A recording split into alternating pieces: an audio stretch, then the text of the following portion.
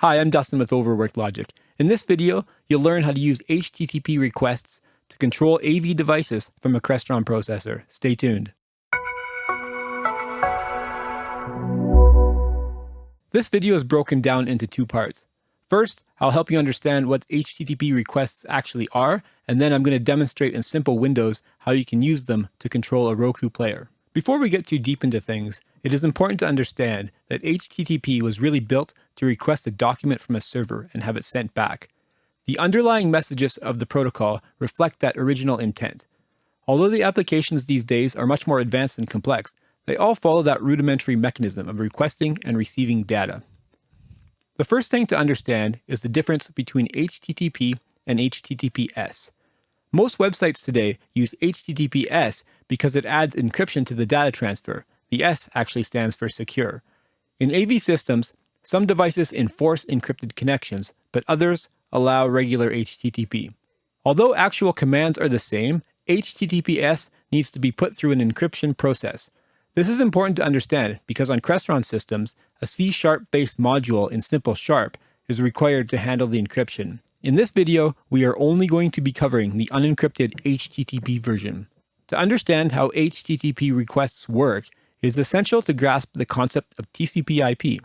In its simplest form, TCP/IP is a mechanism that ensures data transmitted over networks reaches its intended destination. When a device makes an HTTP request, whether it's from your web browser, or in our case, a Crestron processor, a connection is established with the server, the device, using TCP/IP at a specific port.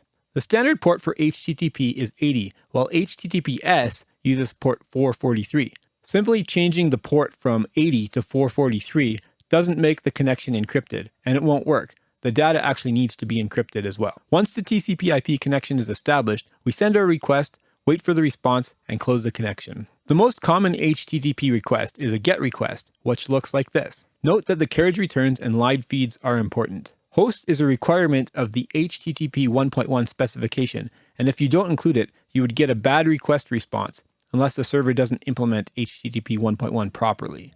AV devices don't generally use that host property. It's something that was intended more for servers that have multiple websites hosted on them.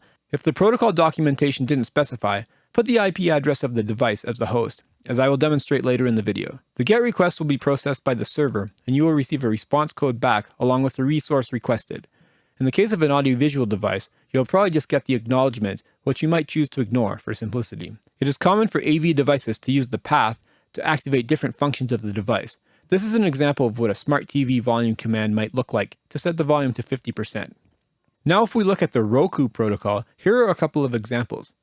Note that this device has the HTTP server listening at port 8060 instead of the standard port 80. This is a request to get a query of channels. And this is the actual response from my Roku, which didn't have any channels, so it returned basically a blank list. Now let's look at an example of simulating a user hitting the up button on the remote. The protocol document specifies that for key press commands, we should actually send an HTTP post with no body. Now let's put it all together and create these HTTP requests right in SIMPL Windows. Remember, this is unencrypted HTTP. If you needed to use HTTPS, you would need to add a Simple Sharp module that could encrypt it for you. We're not going to go into that in this video. So what we've got here is a basic program of an MC4. It's got a built-in RF gateway, so I've added an HR310. And I've just also added a TCP/IP client at IP ID 10. I'm just going to press F6, and I've got the IP address of my Roku player. I'll set the port in the program view. So if we look at the TCP/IP client, we've got the port of 8060, and I've defined some signals to transmit the serial, the receive, which we're going to watch in debugger, and then I've just got some commented out signals for connect and status. Note that I've got connect high. The way that this works, remember that I said HTTP requests connect to the server, send the request, get the response back, and then disconnect. You'll see how that works when we actually watch this in debugger. The socket will disconnect, and then because we've got this high, it'll reconnect right away. In my HR310, I've just defined 4 signals: key press up, down, left, and right. And then the heart of it here is this serial I/O. So I've got my TX and RX. You can see it here with the TCP/IP client, that the TX is the send, and RX, which we're not even doing anything with. I'm just pressing F3 to highlight the routes. that just goes to the serial I/O. So we could parse stuff out. You can't really parse this stuff out with a serial I/O. When we looked at the document for the Roku, we noticed that they actually wanted a post request with no body to be able to send the key press commands. So this is what I showed earlier, where we've got post / key press / up, and then all this other stuff here.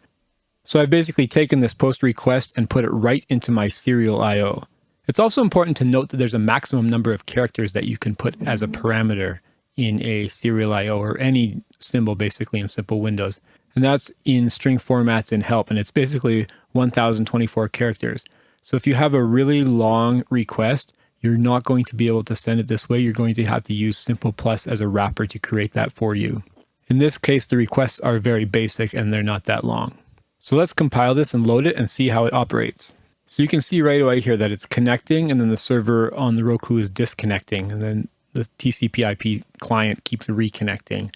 Normally that's not an issue, but if it starts to become a problem with a certain device, you might want to do a different method of sending the string, where you generate the string and you send it only after the connection has been established.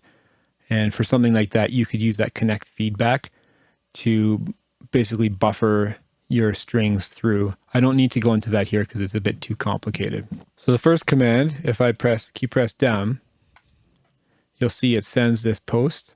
I'm just going to pause this for a second.